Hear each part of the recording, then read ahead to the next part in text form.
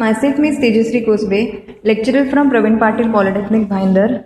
My subject is maintenance of electrical equipment.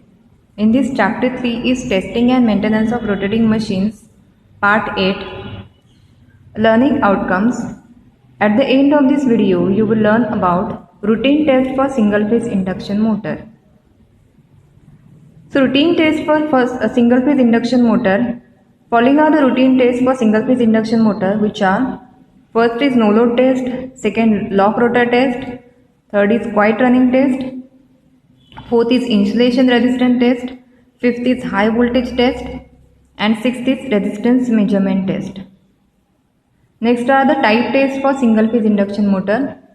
So first is no load test, second lock rotor test, third is quiet running test, fourth resistance measurement test, fifth is insulation resistance test, sixth is high voltage test, seventh pull out torque test, eighth is full load test, ninth is temperaturized test, 10th is momentary overload test, 11th moisture proofness test, 12th is leakage current test, 13th is test for overload in torque. So first is insulation resistance test. This test is generally taken after the temperaturized test. Insulation resistance is checked by Megger. Insulation resistance is measured between starting winding and foundation base frame. Insulation resistance is measured between running winding and the frame with disconnecting capacitors and frame. If reading on Megger is more than 1 mega ohm, it is okay. So insulation resistance should be above 1 mega ohm, then it is okay. If not, then there is a problem in the insulation. Next is DC resistance of winding. Voltmeter ammeter method is used to find resistance of starting and running windings. The interconnections of windings are separated and capacitor or resistance etc. are separated. Voltmeter reading upon ammeter reading is equal to resistance of the winding. So by using the formula R is equal to V upon I, you can calculate the resistance. Next is high voltage test. This test is taken after the insulation resistance measurement test. For this test, following range of voltage be taken. So first is low voltage motors less than 50 volts. The test voltage is 500 volt. Voltage between 50 to normal 250 volt. Test voltage is 1000 volt. By this test, weakness or damage of insulation is tested. So this high voltage test is also carried on the motor to know the weakness or damage in the insulation. Next is no load test. Connections to the motor for no load test are shown in the below circuit diagram. So this is the circuit diagram for no load test. The rated voltage to the motor is adjusted with the help of auto transformer. So for no load test, rated voltage is applied by the auto transformer and load is disconnected. So in this circuit diagram you can see there is a voltmeter, ammeter, one wattmeter and single phase induction motor. So readings of no load test are tabulated. Wattmeter readings is equal to iron loss for no load test.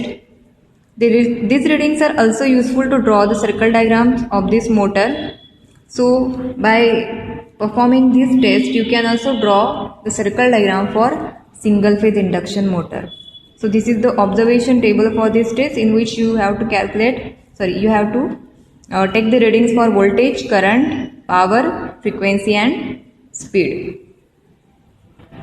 Next is the block rotor test. The circuit diagram for this test is same as no load test. The rotor is blocked, that is not to rotate. So both no load and block rotor test, the circuit diagram is same, but for no load test there is a no load applied to the motor, and for block rotor test the rotor is blocked. Care is taken that initially auto transformer is kept to its zero position.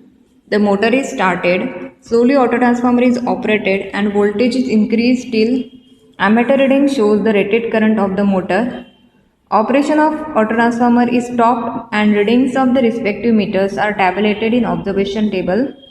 So this is the observation table for block rotor test, in which you have to take readings for voltage, current, power and frequency. So no load test is carried at rated voltage and block rotor test is carried at rated current. The voltage is very low. Neglecting iron loss, that is being small for low voltage, wattmeter reading is equal to full load copper loss. So we apply rated current, so wattmeter is equal to copper loss. Next is the quiet running test. So this is the circuit diagram for this quiet running test. And this variable frequency supply is applied for this test. This is the frequency meter, ammeter, wattmeter, and machine is loaded. This test requires variable frequency supply. The frequency and voltage are adjusted to the normal values. Note that the motor operation is noiseless or noise level is below the specified level. The test can be continued by loading the motor and checking the noise level, which shall be below a specified level. So this test is carried out to test the noise level of the motor. So it should be below the specified level, then it is okay. Next test is temperaturized test. Measuring the cold winding resistance R1 at room temperature T1 and then running the motor on full load for sufficient time and then finding the hot resistance R2. When that temperature is T2, then temperature rise is determined using the relation T2 plus 235.5 upon T1 plus 234.5 is equal to R2 by R1. All the terms are known except T2. T2 is thus calculated. T2 minus T1 is the temperature rise, which shall be below the specified level. So by using this formula, you can calculate the temperature rise. Next test is momentary overload test. This test is carried out to check its overload carrying capacity, which is generally specified as below the table. That is for type of motor, resistance split phase motor, the load is 1.6 full load and time duration is 15 seconds.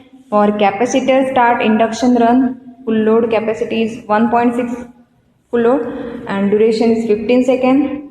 For capacitor start capacitor run motor, the load capacity is 1.25 full load and time duration is 15 seconds.